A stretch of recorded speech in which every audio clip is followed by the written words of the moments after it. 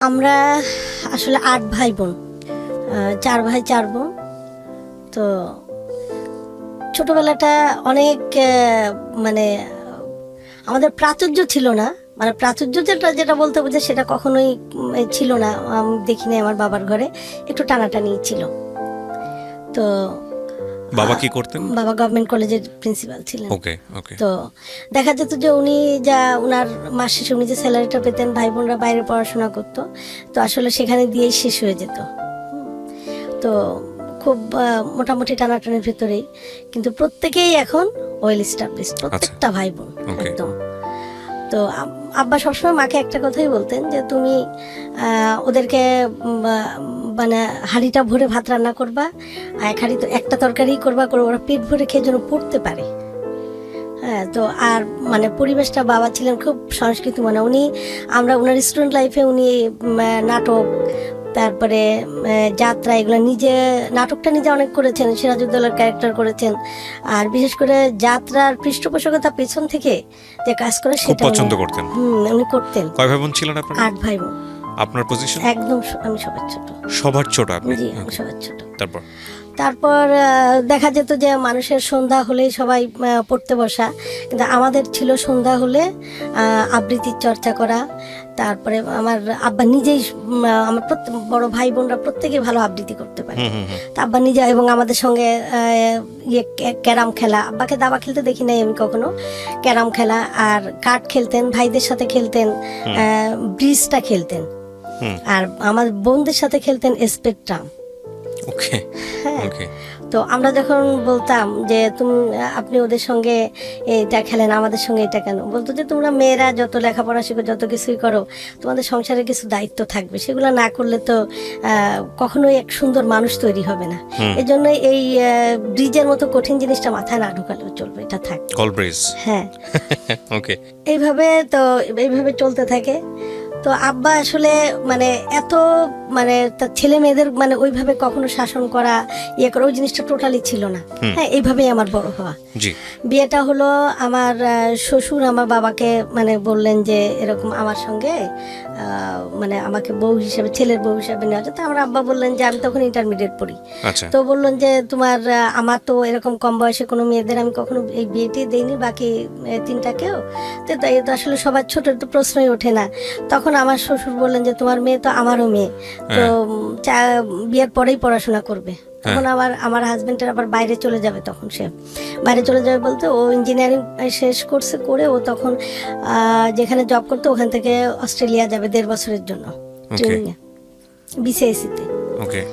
তো তখন তো আসলে এই বিয়েতে আমার হাজবেন্ডের প্রচন্ড বিরোধিতা ছিল, সে টোটালি করতে চায়নি। যখন যাই হোক এর মধ্যে দিয়ে তখন আমার আব্বা ওই যে একটা ভালো ছেলে দেখলেই যে মেয়েকে এখন দিতে, ওইটা পক্ষপাতী কখনোই ছিলেন না। কিন্তু আমার মা কিন্তু একটু রাজি হয়ে গেছিলেন শেষের দিকে, এর আগে কিছু ছিল, মা রাজি হয়ে, যাই হোক তারপরে যেভাবে হোক বিয়েটা হয়ে গেল। তো সবাই ভাবছিল যে ছেলে যেহেতু রাজি না, হয়তো কোনো প্রবলেম বা কোনো কিছু হতে পারে। আসলে চমৎকার একজন মানুষ, এত চমৎকার যে আমি এখনো প্রতি মুহূর্তে আমি তার কিছু কিছু দেখে আমি নিজেও খুব হই। তো তারপরে তো উনি চলে গেলেন, তারপরে ওই সময়টাতে আমি আমার বাবার বাড়িতেই ছিলাম। যাই হোক তারপর উনি আসলেন, তারপরে এইভাবে আর কি চলছে। 92-তে বাবা মারা গেলেন। আচ্ছা, মারা যাওয়ার পরে আসলে এটা হলো। বিয়ে হলো কত সালে? আপনার বিয়ে হলো 88-এর জানুয়ারিতে। আর 4 বছর পরে বাবা মারা গেলেন। আপনার জামাই তখন কি করছিলেন? উনি তো তখন বিসিআইসিতে। আচ্ছা। তো উনি তখন, বাবা মারা যাওয়ার পর যে জিনিসগুলো আমি দেখলাম সেটা হলো যে আসলে মার একটা বেশ মানে ওটা মানে ভাইয়েরা মা আছে, মার প্রতি যেমনি অবহেলা বা কিছু সেরকম না। আবার আমার মাও কিন্তু সাখাওয়াত মেমোরিয়াল থেকে 1944-এ ম্যাট্রিক পাস করেন। তো এখন মাও যে মার প্রতি যে অবহেলা, যে মা আমাদের কাছে না থাকুক ওরকমও কিছু না। আবার একটা মাকে যেভাবে প্রায়োরিটি দেওয়া, ওই জিনিসটা প্রচন্ড ল্যাকিং আমি তখন ফিল করতেছি ভাই বোনদের মধ্যে। হ্যাঁ, এই জায়গাটা আসলে বলা দরকার আমার একটু। সেটা হলো যে মানে অবহেলাগুলো আসলে এত মানে আমাকে করে হার্ট করে। তো তখন আর কি, যাই হোক এরকম ছোট ছোট অনেক বিষয় বিষয়গুলো আমি ফিল করতেছিলাম, কিন্তু আমি এক সময় মা আমাকে বললো কি, বাবা মারার পরে মাকে বললো যে একা একা এভাবে তো তার বাড়িতে থাকা যাবে না। তো মাকে তখন ওই যে আমার ভাই বোনরা সবাই বাইরে, সবার কাছেই মা থাকতো, ভাইদের কাছে থাকতো, বোনদের কাছে। তো মা একবার আমাকে বলতেছে যে এরকম, আমার ভাইয়ের বাসায় মা, তা মা বলতেছেন যে আমার মাথাটা কেমন জানি করে, মাথার মাঝখানে মনে হয় যেন মানে মনে হয় যেন কেউ যেন হাতুড়ি দিয়ে পিটাচ্ছে, এবং মাথার মধ্যে খালি মানে মনে হচ্ছে দুলতেছে। আপনার মা বলছে এটা আমাকে? হ্যাঁ, মা বলছে। বলার পরে তখন আমি মাকে তখন আমি একটা ডাক্তারের কাছে নিয়ে গেলাম। উনি দেখে টেকে বললেন কি যে ওনার 1 সপ্তাহের আপনি এই প্রেশারটা রেকর্ড করবেন, রেকর্ড করে নেক্সট উইকে আমার কাছে নিয়ে আসবেন। তো যখন নিয়ে গেলাম তো বললো যে ওনার তো আসলে প্রেশার অনেক থাকে। তো তখন হলো যে আমার মার প্রেশার আছে, এবং মাকে তখন থেকে প্রেশার ওষুধ কন্টিনিউ করা হলো। এরকম আরও অনেক ঘটনা, ছোট ছোট অনেক ঘটনা, যে দেখতেছি যে পরিবারের সবার জন্য অনেক কিছু, আমার মার জন্য একটা সিম্পল একটা সাদা শাড়ি আর কিছুই না সেটার সাথে, এরকম অনেক ঘটনা। তো এগুলো আমাকে খুব কষ্ট দিত। তখন আমি চিন্তা করলাম যে আমি কিন্তু বিয়ের পর থেকে হাজব্যান্ডের সাথে আমি খুবই ভালো, সরকারি বড় চাকরি করেন, তারপরে বড় বাসা, সব কিছু মিলে মানে অসম্ভব একটা সুখী জীবন আমার। আবার শ্বশুর বাড়িতে ওরকম, ওরা ওখানকার খুব প্রভাবশালী এবং ওদের আর্থিক অবস্থা অনেক ভালো, অনেক ভালো। সব কিছু মিলে আমি কিন্তু এত সুখী একটা জীবন মানে আমি লাইফটা লিড করতেছিলাম। তারপরে যখন মার এগুলা দেখি, তখন আমি এই যে আমার মাকে যে ডাক্তারটা দেখালাম সেটা তো হাজবেন্ডের টাকা দিয়ে। এটা আমাকে খুব স্ট্রাইক করলো যে আসলে ওই টাকাটা তো আমি তাকে না বলে নিচ্ছি। সে তো আজকে আপনাদের এটা হওয়ার পরে হয়তো সে জানবে, প্রথম জানবে যে আমি কত টাকা নিয়েছিলেন। হ্যাঁ, টাকা বেশি না, তখন ডাক্তারের ভিজিট ছিল মনে হয় 300 টাকা, মনে হয় আমার যতদূর মনে পড়ে। মানে এটুকু জাস্ট হাজবেন্ডকে না বলে নেওয়ার কি কোনো প্রয়োজন ছিল, নাকি জাস্ট হয়ে গেছে ঘটনাটা? না বলে না, আসলে সব টাকাই আমার কাছে থাকতো, সংসারের পুরো টাকাটাই আমার হাতে। ও আচ্ছা আচ্ছা, আপনি ভেবেছেন পরে দিয়ে দিবেন বা বলে দিবেন? হ্যাঁ, না ওরকম না, বিষয়টা ওরকম না। বিষয়টা হলো কি যে সংসারটা তো সে আবার প্রচন্ড ভাবে আমার উপর নির্ভরশীল। আচ্ছা, হ্যাঁ, মানে পুরো সংসারটা আমি যেভাবে চালাম একদম প্রথম থেকেই আর কি। হ্যাঁ, সেও ওই চাকরি করছে, গেছে আসছে, তার অফিস নিয়ে সে সবসময় ব্যস্ত থাকছে, এগুলো নিয়ে সে কখনো মাথা ঘামায় নাই, কখনোই না। ওষুধ টষুধ দিয়ে ধরেন যে 500 টাকার মতো হবে, কিন্তু টাকা তো সব টাকা তার আমার কাছে, কিন্তু হাজবেন্ডের ওগুলো তো আমানত স্ত্রীর কাছে। তো তখন আমার কাছে মানে খুব ইগোতে খুব লাগলো যে আমি তো এই টাকাটা তো আমার না, তার বাচ্চাদের পিছনে বা আমার পিছনে, সংসারের পিছনে যখন খরচ করি তখন কিন্তু এই আমার কোনো হেজিটেট কাজ করে না। বাট এখন কিন্তু আমি খুব গিল্টি ফিল করছি। তাহলে এটা থেকে তো আসলে বের হয়ে আসা দরকার। তখন ওই মানে বেগম সুফিয়া কামালের একটা কথা খুব মনে পড়তো যে অর্থনৈতিক মুক্তি ছাড়া আসলে নারী স্বাধীনতা অর্থহীন, অর্থনৈতিক মুক্তি আগে প্রয়োজন। তো তখন আমি মানে পরে যখন এইগুলা জিনিস আমাকে খুব ভাবাইতো, তখন আমি চিন্তা করলাম যে আমি কি করব। আমি তো ম্যাট্রিক পাস, তারপরে ইন্টারমিডিয়েট পরীক্ষাটা যেটা হলো, যেটা তো স্কিপ করে গেছি, বলা হয়নি, সেটা হলো যে আমার আসলে বিয়ের পরে আমি যখন হাজব্যান্ডের ওখানে আসার পরে আমি দেখছি কি যে আমাকে মানে প্রত্যেকে, ওর কলিগরা বা ওর আন্ডারে যারা আছে প্রত্যেকে আমাকে ভাবি করছে বা সালাম দিচ্ছে, বা যে রেসপেক্টটা, তখন আমি চিন্তা করলাম কি এই যে রেসপেক্ট, এটা তো আমি ইন্টারমিডিয়েট পাস করলেও যা না করলেও তা, তো আমার এই আসলে পড়াশোনাটা আসলে টোটালি মাথা থেকে বের করে দিছিলাম। আমাকে অনেক বলছে, সবাই বলছে পরীক্ষাটা দেওয়ার জন্য, আসলে আমি দেই নাই। তো এইভাবে কিন্তু 10 বছর চলে গেছে আমার। তো যখন মার এই বিষয়গুলো আমার সামনে আসতেছিল, তো তখন আমি আমার এগুলো একদম ফ্যাক্ট, ওই যে মানে কি বলবো, পরে যখন একদিন আমি আমার হাজব্যান্ডকে বললাম, তখন আমার মানে রিয়েলাইজেশন হলো যে আসলে আমি ম্যাট্রিক পাস দিয়ে আমি ছোটোখাটো কোনো চাকরি মানে কোনো কাজও তো করতে পারবো না। আমি যেহেতু হাজব্যান্ডের পজিশনটা যদি দেখি করতে পারবো না, তাহলে কি করতে হবে, আমাকে পড়াশোনা করতে হবে, এর বিকল্প নাই। হ্যাঁ, তো তখন আমি আমার হাজব্যান্ডকে বললাম যে আমি আসলে এখান থেকে আমার সফলতা আসছে যে আমি পড়াশোনা করব। তো আমাদের কতক্ষণ তাকায় থেকে বললো যে 10 বছর হয়ে গেছে, এখন পড়াশোনা তুমি পারবে? আচ্ছা হ্যাঁ পারবো। তো বলছে ঠিক আছে। পরে আমাকে একদিন নিয়ে গেল, নিয়ে কলেজে আমাকে ভর্তি করে দিল। ভর্তি করার পরে আমি ভর্তি হয়ে চলে এসেছি, কিন্তু আমার পড়াশোনা করি না বাসায়। তারপরে আমি যখন আমাকে 94-এ আমাকে মানে 92-তে বাবা মারা যাওয়ার পরে থেকে এইগুলা মানে চলছে, মায়ের এগুলা দেখছি। আর আমার একটা বোন ছিল, আমার ইমিডিয়েট বড়, ওর যে কি হলো, ওর পড়াশোনা ছোটবেলা থেকে ক্যাচ করতো না মাথায়, যার জন্য ওর পড়াশোনাটা হয়নি। হয় নাই। তা আব্বা ওকে, ও আমার জীবনের একটা অংশ, তো আব্বা তো পরে চিন্তা করলেন, ওর যখন মনেই রাখতে পারে না, তা আব্বা যখন চিন্তা করলেন যে ওর যখন কিছু হয় না, তাহলে ওকে এক কাজ করি, একটা এমন আছে না যে অনেক পরিবারে একটা ছেলে, অন্য কেউ হয়তো লেখাপড়া জানে না, সে লেখাপড়া শিখছে, এরকম একটা ছেলে দেখে বিয়ে দিয়ে চাকরি দিয়ে দিব, মেয়েটা ভালো থাকবে। ওকে, এই চিন্তা করেই তাকে বিয়েটা দেওয়া হয়েছিল। কিন্তু পরবর্তীতে জানা গেল যে তার আগেরই বউ বাচ্চা আছে, সে আসলে এই চাকরির জন্যই বিয়েটা করছে। ওকে।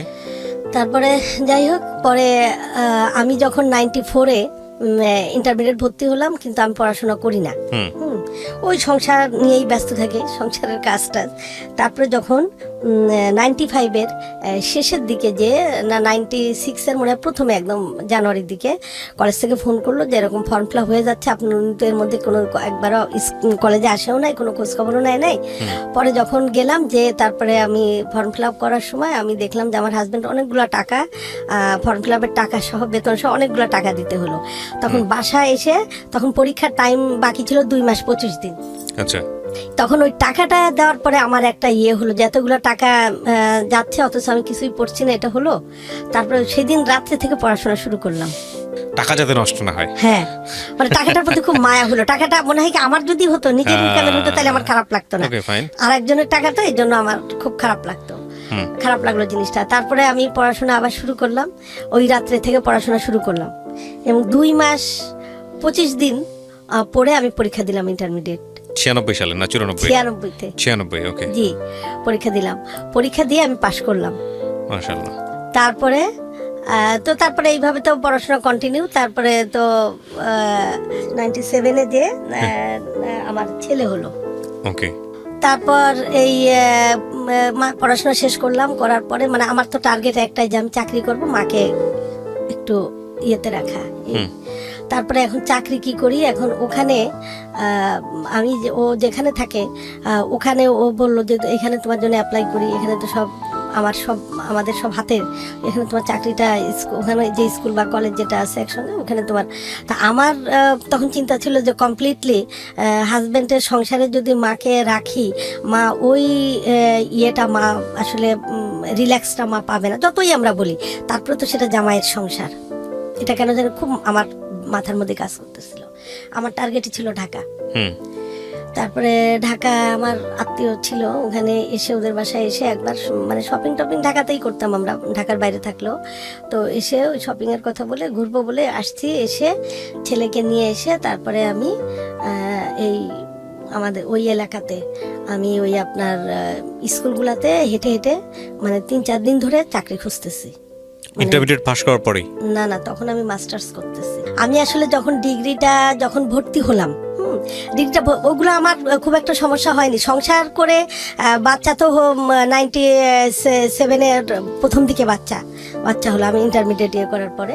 তারপরে আপনার আমি ওই যে আপনার 97 গেল, 96, 97, 98-এ আমার ডিগ্রি দেওয়ার কথা ছিল, কিন্তু আমি বাচ্চার কারণে দিতে পারি নাই। হ্যাঁ, কিন্তু আমার হাজবেন্ড যেটা করছে, ওর যে ফুললি সাপোর্টটা ছিল, এত সাপোর্ট ছিল যে যেটা বলার না। ও যদি ওই সাপোর্টটা না করতো, আসলে আমি পারতাম না। বাচ্চা রাখা থেকে শুরু করে আমাকে পরীক্ষার সময় হয়তো অফিসের কারণে নিজে যেতে পারতো না, কিন্তু যে মানে তার যে কাউকে দিয়ে হোক, বাড়ি থেকে কাউকে এনে হোক, তার ছোট ভাইদেরকে যেভাবে হোক, আমাকে সেই পরীক্ষার হলে নিয়ে যাওয়া, নিয়ে আসা। তারপরে আমি তো মাস্টার্স করলাম ঢাকায়, সেই ওই বাইরে থেকে ওখান থেকে এসে ঢাকায় এসে আমি পরীক্ষা দিয়ে চলে যেতাম সকালবেলা, যেহেতু বাচ্চা ছোট। পরীক্ষা সকালবেলা ভোরবেলা বাসা থেকে বের হতাম, এসে পরীক্ষা দিয়ে 10টার সময় পরীক্ষা শুরু হতো, 4 ঘন্টা পরীক্ষা ছিল, 11টা 12টা 1টা 2টা পরীক্ষা শেষ হতো। পরীক্ষা শেষ হওয়ার পরে আবার আমি সেই লং জার্নি করে চলে যেতাম, আমার হাজব্যান্ডের কর্মস্থলে ফিরে যেতাম। তো এইভাবে আর কি, মানে এক কথা খুব যে কষ্ট হয়েছে সেটাও বলবো না। সংসার করে একটু তো মেয়েদের কষ্ট হয়, সারাদিন সংসারে কাজ সামলানোর পরে তারপরে রাত্রেবেলা অনেক রাত পর্যন্ত জেগে পড়া, তারপরে ওদিকে আবার ভোরবেলা অনেক ভোরবেলা উঠতাম, উঠে তারপরে আপনার ওই যে আর কাজের মানুষজন ছিল, তো 2জন কাজের মানুষ ছিল, ওরা অনেক সাপোর্ট দিত। আর মেনলি যে এই ছেলেটাই মেনলি সাপোর্ট, সংসারটা দেখছে, যে ছেলেটা এসছে সাথে, ওই ছেলেটা। তো এইভাবে আর কি, এইভাবে পড়াশোনা যেহেতু হাজবেন্ডের একটা সাপোর্ট ছিল, সেজন্য আমার যে খুব বেশি কষ্ট হয়েছে যে একটা সংসারে যে আমাকে খুব ফাইট করে পড়াশোনা করা, যে কেউ রাজি না, আমাকে ফাইট করে পড়তে হচ্ছে, ওরকম কোনো বিষয় ছিল না আমার। যেটা হয়েছে যে কায়িক পরিশ্রম, যেটা এটাতেই যা পরিশ্রম। তবে মানে এই যে বিয়ের পরে সংসার করে যে পড়াশোনাটা, এই পথটা, এই জার্নিটা এত সহজ না। এখানে অনেক ধৈর্য লাগে, অনেক দম লাগে। এইটা খাড়া পাহাড়, এই খাড়া পাহাড়ে উঠতে অনেক দম লাগে, অনেক ধৈর্যও লাগে, এবং তেজ থাকতে হয় অনেক বেশি। একটু তো অধৈর্য হয়ে পড়লে কিন্তু পড়াশোনা ওখানে শেষ। আর যদি আমি ডিটারমাইন্ড থাকি, যে কেউ যদি ডিটারমাইন্ড থাকে যে আসলে আমার লক্ষ্য এটা, এখানে আমি পৌঁছাবো, আসলে সে পৌঁছাতে পারে। সে যদি ডিটারমাইন্ড হয়, সে পৌঁছাতে পারে। তারপরে এরকম আর কি। তো মাস্টার্স পাস করলেন? হ্যাঁ, মাস্টার্স পাশ করলাম। তারপরে তো আমি চাকরি খুঁজতেছি। তখন এটা 2006 সাল, 2006 সাল, 2005-এর লাস্টের দিকে, জি, জানুয়ারিতে সরি 2005-এর লাস্ট, অর্থাৎ ডিসেম্বরে, 2005 সালে ডিসেম্বরে। তো ডিসেম্বরে আমি তখন ওই যে চাকরি, এর মধ্যে তো মা তো এইভাবে আছেই, কিন্তু ওই মাকে কখনো ওই যে আমার বাসায় এনে আনা, রাখা, করা, এটা আমি কখনো করি না। আর আমি সবসময় যে জিনিসটা চিন্তা করছি সেটা হলো যে মাকে মনে হয় যে তার মানে আব্বা থাকতে যে একটা সংসার ছিল, বা তার যে একটা শৈশব ছিল তার বাবার ঘরে, ওই ধরনের একটা জিনিস সবসময় মাকে ফিরাই দিতে চাচ্ছিলাম। এটা ছিল আমার চেষ্টা, হ্যাঁ, যে মাকে ওইভাবে রাখা। তো পরে যখন আমি চাকরির জন্য বিভিন্ন স্কুলে ঘুরি, কিন্তু নাই, ভ্যাকান্ট নাই, এই মানে যে জায়গা যাচ্ছে এটাই। তো এখন পরে এখন যেটাতে আছি এটাতে গেলাম, দারোয়ান তো আসলে ঢুকতে দিবে না। তারপরে আমি বললাম যে আমি শুধু একটু অফিসে, ওই দিন বৃহস্পতিবার ছিল, তো স্কুল ছুটি হয়ে গেছিল মেবি এই 2:15-র দিকে। তা আমি যখন গেছি তখন প্রায় 2:30-টার উপর বাজে। কত সালের গল্প এটা? এটা 2005 সালে। আমি অনেক কষ্ট করে মানে বললাম যে আমি একটু অফিসে দেখা করবো, ভেতরে যাব না, জাস্ট অফিসটা গেটের পরেই ছিল, একটু দেখা করে আমি চলে আসবো। তো দেখো, আমাকে পরে অনেক অনুনয় বিনয় করার পরে আমাকে ঢুকতে দিল। দেওয়ার পরে দেখি যে কেরানি বসে আছে। তো আমি বললাম যে আমি আপনাদের এখানে আমি কোনো টিচার লাগবে কিনা, আমি অ্যাপ্লাই করতে চাচ্ছিলাম। তো তখন বলল যে কোন পোস্ট? আমি বললাম ইংলিশে। তো তখন বললেন যে আমাদের তো, আমি তো জানি, বললো যে আজকে হলো আমাদের লাস্ট ডেট, অ্যাপ্লাই করেন, এবং 3টার মধ্যে। তখন তো প্রায় 2:45 বেজে গেছে অলরেডি। তো এখন আপনার সাথে কাগজপত্র কি আছে? তো এর মধ্যে হচ্ছে কি, ওখান থেকে অ্যাসিস্ট্যান্ট হেডমাস্টার হেঁটে যাচ্ছিলেন। তো হেঁটে যাচ্ছেন যখন, তো কেরানি তখন স্যারকে ডেকে বললেন যে স্যার, এই ম্যাডাম তো অ্যাপ্লাই করতে চাচ্ছে, আমাদের তো আজকে 3টার সময় সিভি ড্রপ করার লাস্ট টাইম। তো উনাকে আমরা, ওনার কাছে কোনো পেপারসও নাই। তখন ওই অ্যাসিস্ট্যান্ট হেডমাস্টার তখন আমার দিকে একবার তাকালেন, তাকিয়ে আমার পা থেকে মাথা পর্যন্ত একবার দেখলেন। দেখার পরে আমাকে বললেন কি, আপনি একটা কিছু নেই আপনার, একটা সিভি আছে, আর কিছু নেই। তো বললেন যে আপনি একটা অ্যাপ্লিকেশন লিখে সিভিটা সহ আজকে দিয়ে যান, আর আগামী 2 দিনের ভিতর বাকি পেপারসগুলো আপনি, আপনার একাডেমিক সার্টিফিকেটগুলো আপনি সাবমিট দিয়ে যাবেন। হ্যাঁ, আর যদিও আমাদের এটা কোনো নিয়ম নাই, নিয়ম বহির্ভূত, কিন্তু তারপর আপনি যখন এসেছেন শেষ মুহূর্তে, আপনাকে সুযোগটা দিলাম। ওকে। তারপরে আমি ওখানে দাঁড়া একটা অ্যাপ্লিকেশন লিখে সিভিটা সহ দিয়ে আসলাম। দিয়ে তারপরে আমার হাজব্যান্ডকে আমি ফোন দিলাম যে দেখো, এরকম একটা স্কুলে এরকম একটা হয়েছে, তো এরকম কাগজপত্র দিতে হবে 2 দিনের মধ্যে, আগামী 2 দিনের মধ্যে। তো আমি কি আসবো কাগজগুলো নিতে, সার্টিফিকেটগুলো নিতে? তো বললো যে দরকার নাই, আমি কাউকে দিয়ে পাঠাই দিচ্ছি। তখনও একজনকে দিয়ে আমার সার্টিফিকেটগুলো পাঠাই দিল। তো পাঠাই দেওয়ার পরে তারপরে আমি এসে যখন জমা দিতে গেলাম, তখন আমি চিন্তা করলাম, আমি যখন জমা দিচ্ছি আমার সার্টিফিকেটগুলা, তখন উনি কেরানি দেখলাম যে এরকম আলমারির ভিতর রাখছে। তখন আমার চিন্তা হলো যে যখন ওনারা কাগজপত্রগুলো বাছাই করবে, আমার তো 2 জায়গায়, সিবি অ্যাপ্লিকেশন এক জায়গায়, একাডেমিক সার্টিফিকেট আরেক জায়গায়, তাই একটা বের করলে তো আর একটা পাওয়া যাবে না, তখন তো আমারটা এমনি বাতিল। তখন আমি বললাম কি, তখন ওনাকে আমি বললাম যে দেখেন ভাইয়া, আমার তো কেসে আমি যে এত অ্যাপ্লিকেশন রাখছে বা আসছে, ওনাদের তো আসলে এটা মেমোরিতে নাই ওইভাবে। তা আমি বললাম যে আমার ওই ঘটনা, আমি ওই দিন এটা দিয়ে গেছিলাম, আজকে এইটা, তো যদি একসঙ্গে করে রাখতেন তাহলে এটা ভালো হতো। বললো আপা, মনে করে দিয়ে ভালো করছেন, আমার তো আসলে এটা মেমোরিতে নাই। তখন উনি ওইটা বের করে একসঙ্গে করে উনি ওইটা রাখার পরে তারপর আমি একটু স্বস্তি পেলাম। তারপর আমি তো চলে আসলাম, বের হয়ে আসলাম। তারপর আমাকে ইন্টারভিউতে ডাকলেন। ইন্টারভিউতে কল করলেন, রিটেনে কল করলেন। ওটা ছিল ফেব্রুয়ারির 14 তারিখ, 2006 সাল। আচ্ছা, 2006 সালের ফেব্রুয়ারি 14 তারিখে আমাকে ইয়েতে ডাকলেন। 14 না, সরি 15 তারিখে রিটেনে ডাকলেন। তা রিটেন হলো, তারপরে এরপরে রিটেনে অ্যালাউ হলাম। তারপরে ভাইভাতে ডাকলো, তারপরে ভাইভাতে অ্যালাউ হলাম। অ্যালাউ হওয়ার পরে এরপরে আমি ইয়ে করি না, ইন্টারভিউর এখানে হলো আবার একটা কথা স্কিপ করে গেছি, সেটা হলো ইন্টারভিউ কার্ড যখন এসছে আমি তখন আবার ঢাকাতেই ছিলাম। ঢাকায় যা আমার যে বোনের বাসায়, তো ওই ইয়ে ছিল যে বাড়িওয়ালা ছিলেন, বাড়িওয়ালার ছেলে একটা খাম হাতে করে এসছে। হ্যাঁ, এসে আমি যে বোনের বাসায় ছিলাম, বোনকে ডেকে বলছে, আপা এই খামটা দেখেন, এই যে এই নামে, তো এটাকে আপনাদের বাসার ফ্ল্যাট নাম্বার দেওয়া। তখন দেখলো যে আমার নাম, তো বলছে দেখেন এই খামটা আমাদের তো কোনো লেটার বক্স নাই, তাই ওই যে গ্যারেজে যে গাড়ি ভাড়া দেয়, তো ওই গাড়ির ওই ইয়ের উপরে, ক্যারিয়ারের উপরে খামটা রেখে গেছে, যেহেতু বক্স নাই। বলছে গাড়িটা এখন বেরোয় যাচ্ছিল, তখন আমি খেয়াল করলাম যে ওটার উপরে কিছু একটা কাগজ মতো, তখন আমি নিয়ে দেখি যে একটা খাম। গাড়িটা বের হয়ে গেলে কিন্তু আপনারা এটা পেতেন না, বাতাসে উড়ে যেত গাড়িটা বাইরে চলে গেলে। যাক, তারপরে তো এইভাবে রিটার্ন হলো, ভাইবা হলো, দুটাতে অ্যালাউ হলাম। অ্যালাউ হওয়ার পরে এরপরে আমার জয়েন হলো এপ্রিলের 17 তারিখ। এপ্রিলের 17 তারিখ 2005 সাল, 2006 সালে আপনি জয়েন করলেন। কিভাবে জয়েন করলেন? অ্যাসিস্ট্যান্ট ইংলিশ টিচার হিসেবে। ওকে, বলেন। তারপরে জয়েন করলাম। জয়েন করার পরে এরপরে তো আমি জয়েন করলাম এপ্রিলে। এখন আমার চিন্তা ভাবনা হলো যে আমি মাকে নিয়ে আসবো কিভাবে। মা ছিল ভাইয়ের বাসায়। তো ইন দ্য মিন টাইম ভাই আমাকে একদিন ফোন দিল যে ওনার বাচ্চারা ঢাকায় আসবে। তা আমি বললাম কি যে ওরা যখন আসছে ওদের সঙ্গে মাকেও তাহলে আপনি পাঠাই দেন। তা ভাই আবার এমনি নর্মালি আমাকে বলছে মা কি এখন যাবে? তা আমি বললাম আচ্ছা ঠিক আছে, মাকে ফোনটা দেন। তো মাকে ফোনটা দিল। তা আমি বললাম কি মা ওরা আসছে, তুমি আসো। তা মা বলতেছে ওরা কি আমাকে নিবে? মার গলাটা খুব ক্ষীণ ছিল। ওকে। তা আমি বললাম যে হ্যাঁ, আমার ভাইজানের সঙ্গে আমার কথা হয়েছে, তুমি ওদের সঙ্গে চলে আসো। ওকে।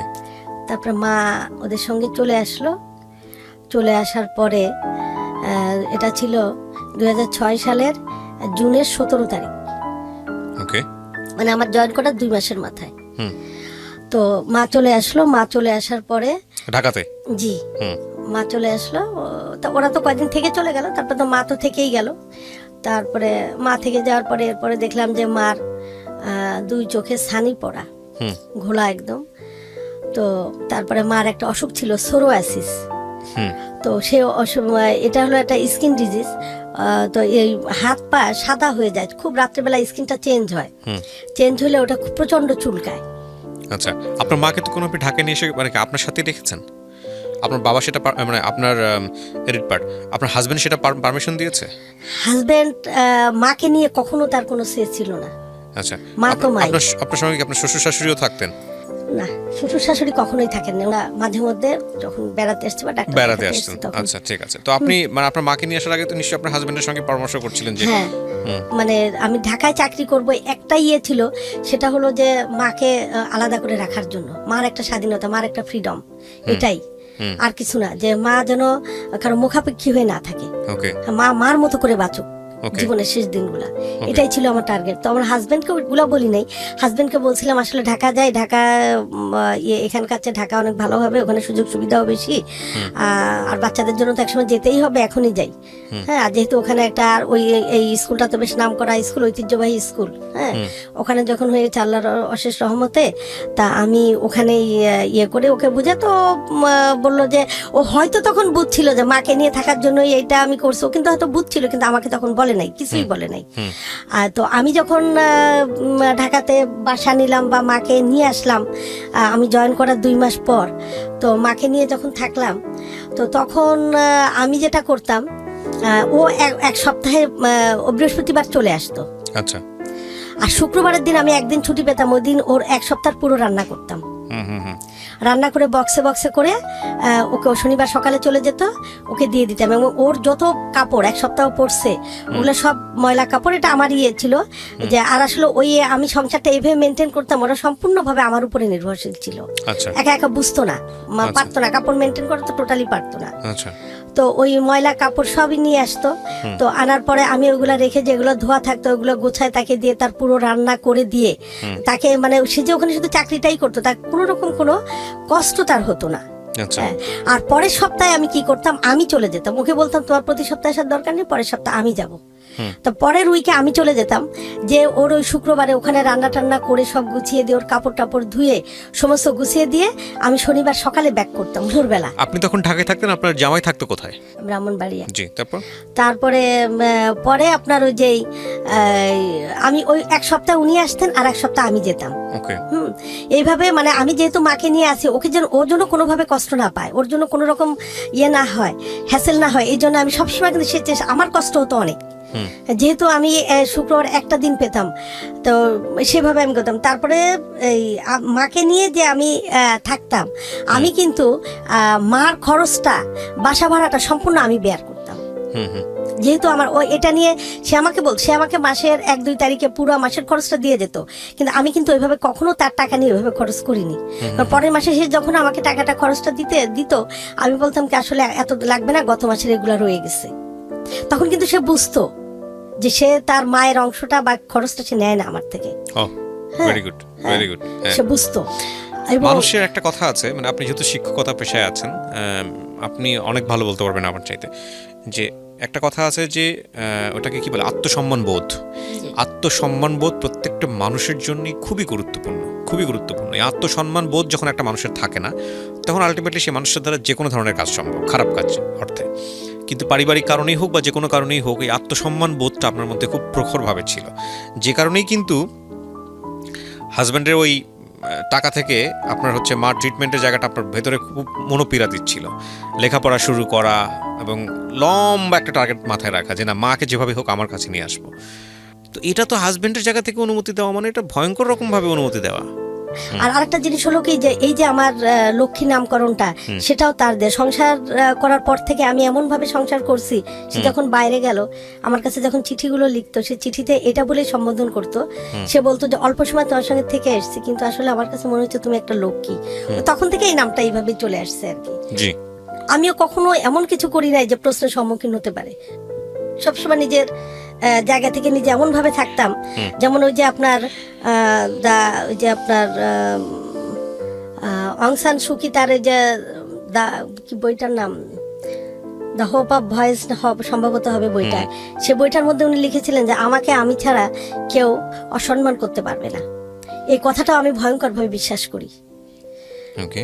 তো এইভাবেই আর কি। তারপর তো এই যে ঢাকাতে ওখান থেকে চলে আসা, মানে আমার যে একটা কি লাইফ ছিল, হাজবেন্ডের সঙ্গে যে একটা বন্ডিং ছিল, সেটা আসলে মানে চিন্তা করা যায় না। সেই জায়গা থেকে আমি কিভাবে সমস্ত কিছু ছেড়ে শুধু মার জন্য আমি চলে আসলাম। তারপর চলে আসলাম, তারপরে তো একে একে মার এই ট্রিটমেন্টগুলো করালাম। ট্রিটমেন্ট করানোর পরে তা চোখগুলা আপনার ফেকো সার্জারি করলাম। তারপরে ওই পায়ের ওনার যে সোরিয়াসিস ছিল, এটা অনেক ডাক্তার দেখালাম, মানে কোনো জায়গায় ভালো হয় না। তারপর যাই হোক, ওই যে আপনার আনোয়ার খান মডার্ন হসপিটালে এক ডক্টর, ওনাকে দেখান, উনি রোগটা ধরতে পারলেন। তারপরে ওনার ট্রিটমেন্টে উনি বললেন যে এটা তো 100% কিওর কখনোই হবে না, আপনার যেটা কন্ট্রোলে রাখতে হবে, নিয়ন্ত্রণে রাখতে হবে এটা। তখন উনি কিছু ট্রিটমেন্ট দিলেন, ওইভাবেই মার আজীবনের চিকিৎসা চলছিল ওইভাবেই। তারপরে মা খুব চুজি ছিল, মাকে সঙ্গে করে আমি দোকানে নিয়ে যেতাম। যে কয়টা শাড়ি পছন্দ করতো, যে কয়টা এলিফ্যান্ট রোডিনের স্যান্ডেল, যে কয় জোড়া পছন্দ করতো, সে কয়টাই কিনে দিতাম। এমনকি উনি এত চুজি ছিল যে উনার পানির মগ ভেঙে গেলে সেটাও ওনাকে আমি হলমার্কে নিয়ে ওনার পছন্দ মতো মগটা কিনে দিতাম। তো এইভাবে মানে মাকে নিয়ে, আর আমার যতটুকু সাধ্যের মধ্যে ছিল যে তাকে আমি ঢাকার বাইরে কোথাও আসলে নিতে পারিনি, ইচ্ছা ছিল কিন্তু আসলে হয়ে ওঠে নাই। কিন্তু ঢাকার মধ্যে মোটামুটি যে জায়গাগুলো আছে, ওগুলা মাকে উইকেন্ডেতে ঘুরে ঘুরে সব জায়গায় মোটামুটি দেখিয়েছি। আচ্ছা আচ্ছা। মার মানে কষ্টটা প্রতি প্রতি মুহূর্তে ফিল করতাম। আর মাকে বলতাম কি যে মা, তুমি তোমার বাবার ঘরে যেভাবে ছিলে সেরকম তুমি মনে করো তুমি সেভাবেই আসো এবং সেভাবেই থাকবে তুমি। এবং পুরো সংসারটা মা যতদিন ভালো ছিলেন, সুস্থ ছিলেন, আমার সংসারটা মার হাতেই ছিল। সমস্ত কিছু মা দেখতেন, মাই সব কিছু করতেন।